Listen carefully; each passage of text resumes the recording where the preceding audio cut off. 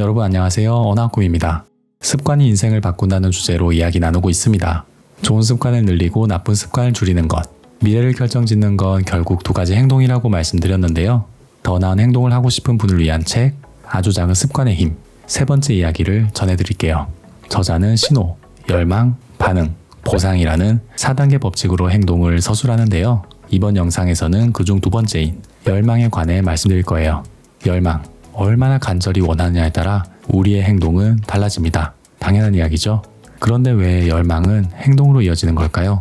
열망이 행동으로 연결된다면 열망을 증폭시킬 수 있는 방법도 있지 않을까요? 이번 영상에 해답을 담았습니다. 그럼 바로 시작할게요. 동물에게는 본능이 있습니다. 제갈매기는 붉은색 점을 쪼아대고 기러기는 둥근 물체를 둥지로 가지고 오는 습성이 있는데요. 인간도 마찬가지입니다. 맛있는 음식을 좋아하고 편안한 상태를 추구하고 매력적인 이성에게 눈길을 뺏기죠. 마치 이렇게 행동하라고 지시받은 것처럼 우리는 본능적으로 그렇게 행동합니다. 현대 과학자들은 그 이유를 밝혔는데요. 바로 도파민이라는 신경 전달 물질 때문입니다. 도파민이라는 용어가 생소하신가요? 도파민이 욕구를 불러일으키고 행동하게 만드는구나. 이 정도만 아셔도 충분합니다. 그런데 여기서 한 가지 기억해야 할 점이 있는데요. 도파민은 즐거운 경험을 할 때뿐만 아니라 즐거운 경험이 예상될 때도 분비된다는 점이에요. 예를 들어 볼까요? 아이들은 크리스마스 선물을 열어볼 때보다 전날 밤에 선물을 받을 생각에 더 들뜹니다. 직장인은 휴가를 보낼 때보다 다가올 휴가를 기다리며 더 즐거워해요. 월요일 퇴근길보다 금요일 출근길이 더 좋지 않나요? 불금과 주말을 보낼 생각을 하니까 도파민이 뿜뿜 샘솟는 거예요. 그래서 월요일에 퇴근할 때보다 금요일에 출근할 때 더 발걸음이 가벼워지는 거죠. 그렇습니다. 우리는 보상이 실제로 실현될 때뿐만 아니라 보상을 기대할 때도 행동해요. 보상이 예상되면 도파민이 분비되고 행동의 동기도 생겨나는 거죠. 방금 제가 중요한 사실을 말씀드렸습니다. 인간은 보상이 예상될 때도 행동한다. 이는 습관을 만들 때 어떻게 해야 하는지 힌트를 제공합니다. 바로 행동을 매력적으로 만들어야 한다는 거예요. 반드시 그 일로 얻을 수 있는 이득이 있어야 해요. 보상에 대한 기대가 동기를 부여하고 행동을 유발하니까요. 그래서 저자는 유혹묶기 전략을 추천합니다. 유혹묶기 전략은 하고 싶은 행동과 해야 하는 행동 사이에 연결고리를 만드는 거예요. 말은 어렵지만 실제로는 굉장히 간단해요. 하고 싶은 일과 하기 싫은 일을 그냥 같이 하는 겁니다. 이를테면 예능 프로를 보면서 러닝머신 위를 달리거나 초콜릿을 먹으면서 업무 메일을 쓰는 거예요. 좋아하는 일을 할 때 분비되는 도파민을 이용해서 해야 하는 일을 동시에 하는 거죠. 만약 너무 하기 싫은 일이 있다면 유혹묶기 전략을 이용해 보세요. 도파민이 분비되면서 하기 싫은 일도 어쩌면 기분 좋게 할 수 있을지 모르니까요. 인간은 무리 짓고 사는 동물입니다. 타인과 관계를 맺고 집단에 소속되길 바라죠. 인정받고 칭찬받길 원하고 나를 싫어하는 사람이 없길 바랍니다. 이런 인간의 특성은 무리에 동조되는 현상을 낳았어요. 그래서 우리는 주변 사람의 영향을 상당히 많이 받습니다. 초등학교 친구를 만났을 때와 대학교 친구를 만났을 때 사용하는 말투가 달라지고 부산에 가면 부산 사투리를, 서울에 가면 표준말을 쓰려고 해요. 본능적으로 주변 사람들과 동조하려는 거죠. 그렇게 서로가 서로에게 영향을 주면서 유대는 강해지고 너와 나는 같은 유형의 사람이라는 것을 드러냅니다. 저자는 말합니다. 주변 사람을 모방하고 무리에 소속되고 싶어하는 인간의 특성을 이용하면 좋은 습관을 만드는 법을 알 수 있다고요. 이번에도 방법은 단순한데요.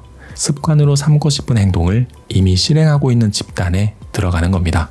예를 들어 영어를 공부하고 싶다면 영어 학원에 등록하고 글을 쓰고 싶다면 글쓰기 모임에 가입하는 거예요. 거기에 있는 사람들과 어울리면서 원하는 행동을 하는 거죠. 근데 여러분도 아시다시피 다른 사람과 함께 실천하라는 건 사실 여느 자기계발서에서나 나오는 말이잖아요. 저는 이렇게 생각합니다. 함께 하는 것만으로는 부족하다고요. 그냥 함께 하는 게 아니라 적극적으로 함께 해야 합니다. 수업과 모임에 꼬박꼬박 참석하고 리더에게 질문하고 의견을 개진하면서 집단의 이너서클로 파고드세요. 다른 사람이 아니라 내 인생을 바꾸는 행동이잖아요. 진지해야 한다고 생각해요. 그래야 원하는 행동을 지속할 수 있다고 믿고요. 함께 하는 것과 동시에 적극적으로 하는 것, 두 가지를 모두 염두에 두고 행동해보세요. 그럼 분명 소기의 성과를 얻을 수 있을 겁니다.